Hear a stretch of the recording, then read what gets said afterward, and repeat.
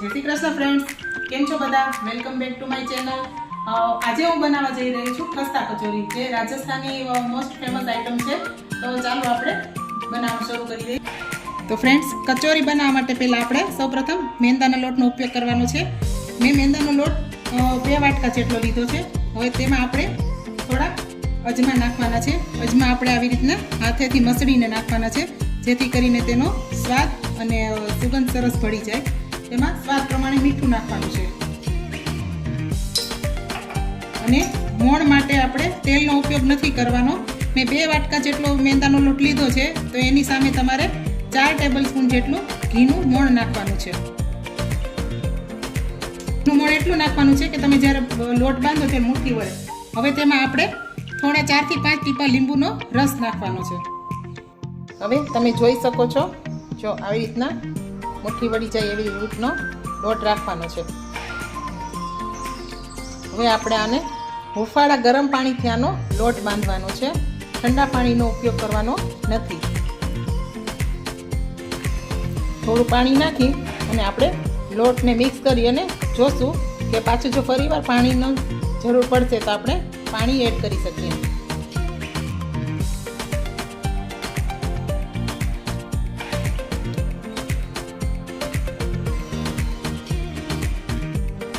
જો આપણો લોટ બંધાઈને સરસ રેડી થઈ ગયો છે.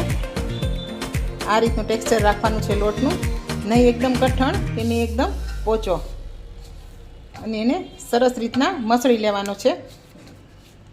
હવે જો હાથ પણ બિલકુલ ચોખ્ખા થઈ ગયા છે અને આપણું વાસણ પણ ચોખ્ખું થઈ ગયું છે. હવે આપણે આમાં ઘી લગાવી દઈશું આજુબાજુ.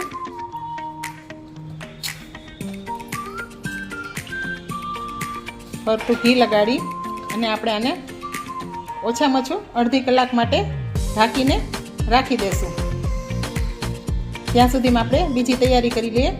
આ લોટ બાંધવામાં જ્યારે મેં લીંબુનો યુઝ કર્યો છે, એ આમાં ઝીણા બબલ્સ ના રહે એના માટે લીંબુનો યુઝ કરેલો છે.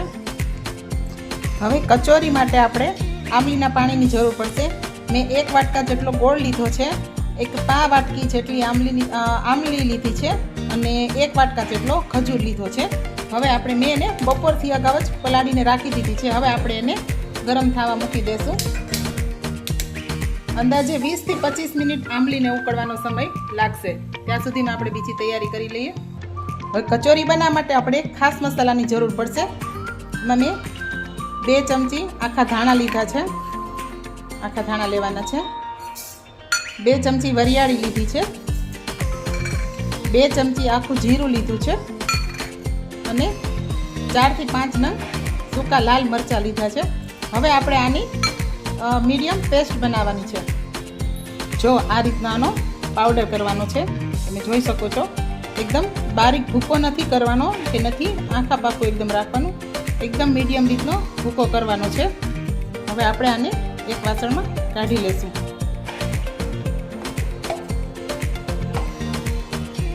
હવે આપણે આમાં લીલી ચટણી બનાવી લેશું. હવે લીલી ચટણી બનાવવા માટે મેં ધાણા લીધા છે, થોડો ફુદીનો લીધો છે, સિંગદાણા લીધા છે 1 ટેબલ સ્પૂન જેટલા, અને 3 મીડિયમ સાઇઝના લીલા મરચાં લીધા છે. હવે આપણે એમાં સ્વાદ પ્રમાણે મીઠું નાખશું. મીઠાનો સ્વાદ તમારા ઘરમાં જે પ્રમાણે ખવાતો એ પ્રમાણે તમે લઈ શકો છો. હવે આપણે એમાં થોડી ખાંડ મિક્સ કરશું. આ ચટણી એકદમ તીખી, ખાટી અને મીઠી બનશે તો જ તમને આનો ટેસ્ટ ખૂબ જ ભાવશે. એટલા માટે મેં ખાંડનો ઉપયોગ કર્યો છે. હવે તેમાં હું અડધા જેટલું લીંબુ નાખી દઈશ.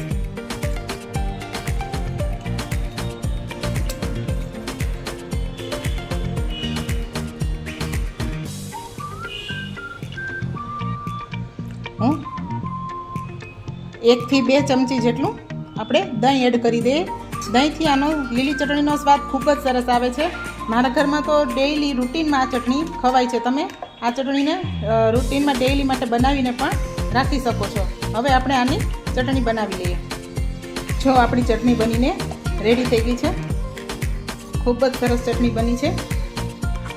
તમે પણ બનાવીને જરૂરથી ટ્રાય કરજો. તમારે આને હજી ઢીલી કરવી હોય તો તમે કરી શકો છો. આપણી ચટણી બનીને રેડી થઈ ગઈ છે. હવે આપણે મગની દાળ લઈ લઈએ. મગની દાળ મેં 3-4 કલાક અગાઉ પલાળીને રાખી દીધી છે અને મેં 2 મોટા વાટકા જેટલી મગની દાળ લીધી છે. હવે આપણે આને એક ચાળણીમાં નિતારી લેશું. આનું પાણી એકદમ સાવ નિતારી લેવાનું છે. કચોરીનો મસાલો એકદમ કોરો હોય છે એટલે આપણે દાળને એકદમ નિતારી લેવાની છે. આપણી દાળ સરસ નીતરી ગઈ છે, પાણી બિલકુલ નથી. હવે આપણે આને મિક્સર જારમાં કાઢી અને પીસી લેશું. મગની દાળ સરસ મેં પીસી નાખી છે. તમારે મગની દાળનું ટેક્સચર એવું રાખવાનું છે કે એકદમ સાવ બારીક એકદમ પીસાઈ જવી જોઈએ, અધકચરા દાણા હોવા જોઈએ અને એવી રીતના આ બનાવવાની છે. તમારે આ રીતનું ટેક્સચર રાખવાનું છે, તમે જોઈ શકો છો. હવે મેં એક કઢાઈમાં તેલ ગરમ થવા માટે મૂકી દીધું છે. અડધા વાટકા જેટલો ચણાનો લોટ એડ કરું છું. આ લોટને આપણે થોડી વાર માટે શેકી લેશું. ચણાના લોટને આપણે 2 થી 3 મિનિટ માટે શેકવાનો છે. જો ચણાનો લોટ શેકાય એટલે ફૂલીને ઉપર આવવા માંડે ત્યાં સુધી આપણે એને શેકવાનો છે. ગેસની ફ્લેમ મીડિયમ રાખવાની છે. હવે આપણે જે મેં દાળ પીસી હતી એ દાળ આપણે આમાં એડ કરવાની છે. ફરીવાર આપણે આને સરસ રીતના મિક્સ કરવાનું છે. જેનાથી ચણાનો લોટ આપણે બાઇડિંગ માટે નાખેલો છે, જેનાથી ચણાના લોટથી આનું બાઇડિંગ ખૂબ જ સરસ થાય છે. હવે આપણે આને આ દાળ અને ચણાના લોટને 4 થી 5 મિનિટ માટે શેકવાનું છે, જ્યાં સુધી દાળ અને ચણાનો લોટ એકદમ કોરા ન થઈ જાય. આના માટે તમારે એકદમ જાડા તળિયાવાળી હોય કઢાઈ લેવાની છે. તો આ રીતના શેકવાનું છે અને કન્ટિન્યુઅસ તમારે ચલાવતા રહેવાનું છે અને નીચે બેસી ન જાય એનું ખાસ ધ્યાન રાખવાનું છે. હવે આપણે આમાં 1 ચમચી અડધી નાની ચમચી જેટલી હિંગ નાખવાની છે. આમાં હિંગનું પ્રમાણ થોડું વધારે રાખવાનું છે. જો આપણી દાળ સરસ શેકાઈ ગઈ છે. તમારે આ રીતના જોવાનું છે. એકદમ સરસ દાળ છૂટી પડવા લાગી છે અને તમે આ જે ટેક્સચર છે જોઈ શકો છો. હવે આપણે આમાં બધા મસાલા કરી લઈએ. આપણે જે સ્પેશિયલ મસાલો બનાવેલો એ મસાલો એડ કરી દઈએ. સ્વાદ પ્રમાણે મીઠું નાખી દેશું.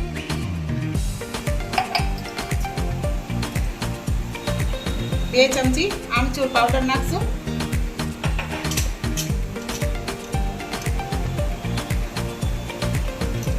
1 થી 1.5 ચમચી લાલ મરચું પાવડર નાખશું. 1 ચમચી ધાણા જીરું નાખશું અને થોડી એમથી હળદર અને થોડો ગરમ મસાલો એડ કરી દેશું. હવે આપણે આને ફરીવાર સરસ રીતના મિક્સ કરી લેવાનું છે. મસાલો એકદમ સરસ કોરો થઈ ગયો છે, તમે જોઈ શકો છો. મસાલાનું ટેક્સચર સરસ થઈ ગયું છે. હવે આપણે આને સરસ રીતના એકદમ સરસ મિક્સ કરી લેવાનું છે.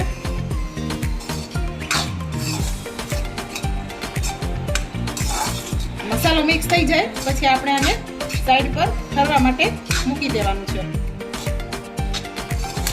હવે આપણી આંબલી બફાઈ અને સરસ ઠરી પણ ગઈ છે. હવે એને હું ચાળણીમાં ગાળી લઉં છું.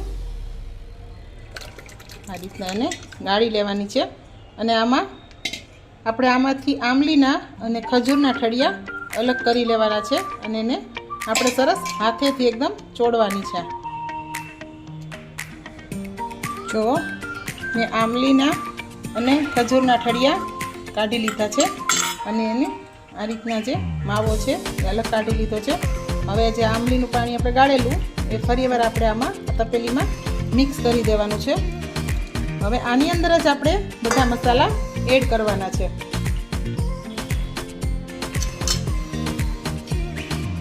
અડધી ચમચી જેટલું લાલ મરચું અને અડધી ચમચી જેટલું ધાણા જીરું એડ કરવાનું છે અને સ્વાદ પ્રમાણે મીઠું નાખવાનું છે. હવે આપણે આને બ્લેન્ડર મારી દેવાનું છે. જો આંબલી સરસ મેં બ્લેન્ડર વડે પીસી નાખી છે. તમે જોઈ શકો છો કેટલી સરસ ઘાટી થઈ ગઈ છે. હવે આપણે આને ફરીવાર ચાળણીમાં નિતારી લેશું. આ રીતના આને ગાળી લેવાની છે. જો તમે આમાં બ્લેન્ડર મારીને કરશો તો તમારી આંબલીની ચટણી ખૂબ જ સરસ ઘાટી થશે. મેં આમાં કોર્નફ્લોરનો ઉપયોગ બિલકુલ નથી કર્યો, તમે જોઈ શકો છો.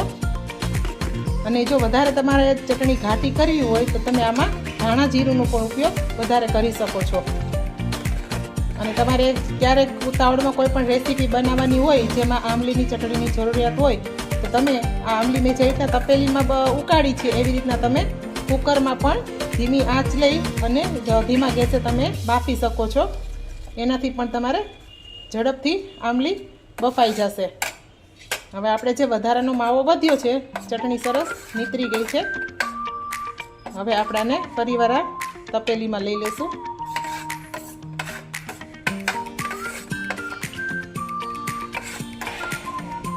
બ્લેન્ડર મારવાથી ખજૂર અને આંબલી એકદમ સરસ રીતના ક્રશ થઈ ગયા છે, જેથી કરીને આપણી ચટણી એકદમ ઘાટી થાય છે. હવે આપણે આમાં થોડું પાણી એડ કરશું.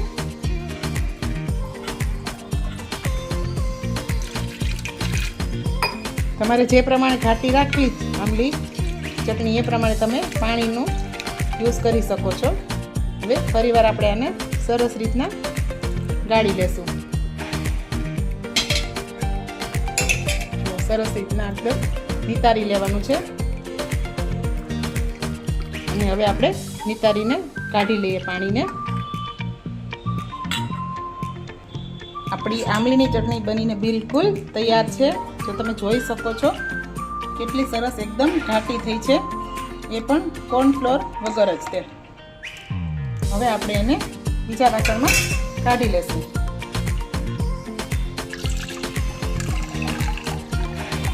આંબલીની ચટણી બનાવતી વખતે તમારી પાસે જો હાજરમાં હોય તો ખજૂર ખાસ નાખજો, એનાથી જ ઘાટો વધારે થાય છે.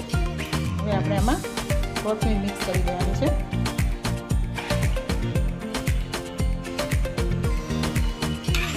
બની ગઈ છે આપણી સરસ આંબલીની ચટણી. હવે આપણે કચોરી બનાવવાની તૈયારી શરૂ કરી દઈએ. હવે આપણો કચોરીનો મસાલો પણ સરસ એકદમ ઠરી ગયો છે. તમે જોઈ શકો છો ને ટેક્સચર કેટલું છૂટું છૂટું છે, એકદમ દાણે દાણો છૂટો થઈ ગયો છે. હવે આપણે આના ગોળા વાળવાના છે. આ રીતના તમે હાથેથી પ્રેસ કરશો એટલે સરસ આના ગોળા વળી જશે. હવે આપણે આના બધા ગોળા વાળી લેવાના છે. જો આ રીતના તમારે એનો ગોળો વાળી અને મૂકી દેવાના છે. આ જ રીતના આપણે બધા આવા ગોળા રેડી કરી લઈએ. આપણા ગોળા બનીને રેડી છે. મેં ગોળા બનાવી નાખ્યા છે. ગોળા એટલે વહેલા બનાવ્યા જેથી કરીને જ્યારે તમે કચોરી ભરો ત્યારે તમારા હાથ ના બગડે. આશરે 15 જેટલા ગોળા બન્યા છે. હવે આ લોટ પણ સરસ આપણો કૂણવાઈ ગયો છે. તમે જોઈ શકો છો એમાં ઝીણા ઝીણા વ્હાઈટ ડોટ્સ આવી ગયા છે, એટલે આપણો લોટ સરસ કૂણાઈ ગયો છે. હવે આપણે આને સરસ રીતના મિક્સ કરી અને કચોરી કેવી રીતના બનાવી હું તમને બતાવું. મેં કઢાઈમાં તેલ પણ સાઈડમાં ધીમા ગેસે ગરમ મૂકી રાખ્યું છે. તમારે તેલની ક્વોન્ટિટી થોડી વધારે રાખવાની છે જેથી કરીને કચોરી અંદર સરસ ડૂબી જાય. હવે લોટને સારી રીતના આપણે કૂણવી લેશું. સેજ ઘીવાળા હાથ કરી લઉં છું અને લોટને બંને હાથે સારી રીતના કૂણવી લેવાનો છે. લોટ મિક્સ થઈ જાય પછી આપણે આના ગોળ લુવા બનાવવાના છે. લોટને જરા રાજીવાર માટે આપણે કૂણવવાનો છે.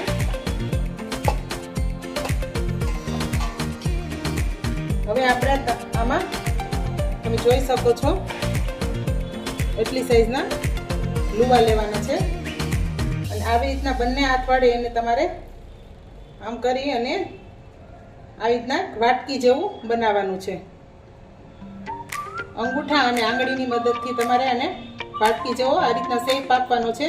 તમે જોઈ શકો છો જે કિનારીઓ છે એકદમ પાતળી છે અને જે પડ છે એકદમ જાડું રહેવું જોઈએ. અને હજી આવી રીતના મોટી કરવાની છે.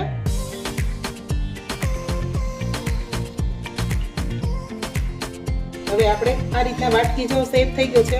હવે આપણે આમાં જે આપણે ગોળા વાળ્યા છે એ ગોળો આમાં મૂકવાનો છે. અને હવે ચારે બાજુથી આને ફોલ્ડ કરવાનું છે.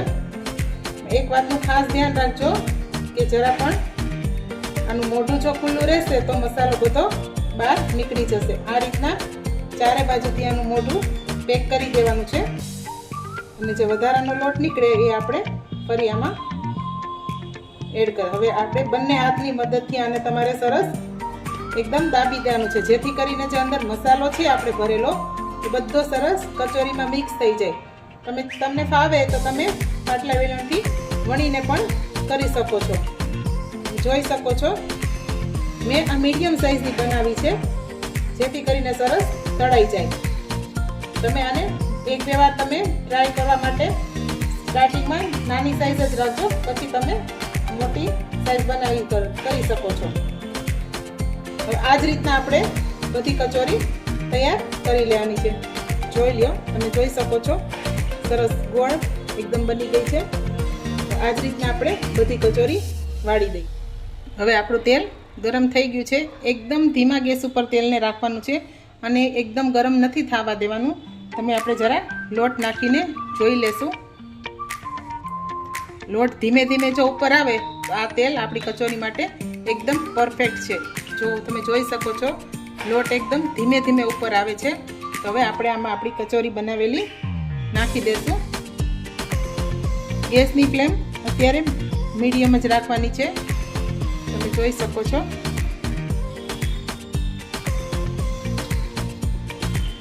હું અત્યારે એક સાથે 4 કચોરી આમાં સમાઈ જાય એમ છે, એટલે હું 4 કચોરી નાખી દઉં છું. અને થોડી વાર માટે આપણે આમ જ રહેવા દેવાની છે, બિલકુલ અડવાની નથી. જો આમાં બબલ્સ થવા લાગ્યા છે એટલે ધીમે ધીમે આપણી કચોરી ઉપર આવી જશે. તમે જોઈ શકો છો કચોરી એની જાતે જ ઉપર આવવા લાગી છે. પછી આને બધી કચોરી એકદમ સરસ ઉપર આવી જાય પછી જ આને આપણે ફેરવવાની છે. કચોરી બધી સરસ ઉપર આવી ગઈ છે. હવે આપણે આને એકદમ કેરફુલી એકદમ પલટાવવાની છે. એક વાતનું ખાસ ધ્યાન રાખજો, જ્યારે તમે પલટાવો ત્યારે કચોરી તૂટે નહીં, બાકી તેનો મસાલો બધો જ બહાર નીકળી જશે. હવે કચોરી તેની જાતે જ એકદમ સરસ ફૂલી જશે. જો તમે જોઈ શકો છો કચોરી જાતે ફૂલવા લાગી છે. જો અને આપણે હજી થોડી વાર માટે ખાવા દેશું. જો ફૂલી ગઈ ને સરસ કચોરી એકદમ. આને થોડી વાર ચડવા દેશું, પછી આપણે આને કાઢી લેશું. આપણી ખસ્તા કચોરી બનીને રેડી છે. તમે જોઈ શકો છો. જો એકદમ સોફ્ટ અને મસાલો પણ બધે સરસ એડ થઈ ગયો છે. જો જોઈ શકો છો. હવે આપણે આમાં એ જે લીલી ચટણી અને આમલીની ચટણી બનાવી એ આમાં ઉપરથી રેડી દેશું.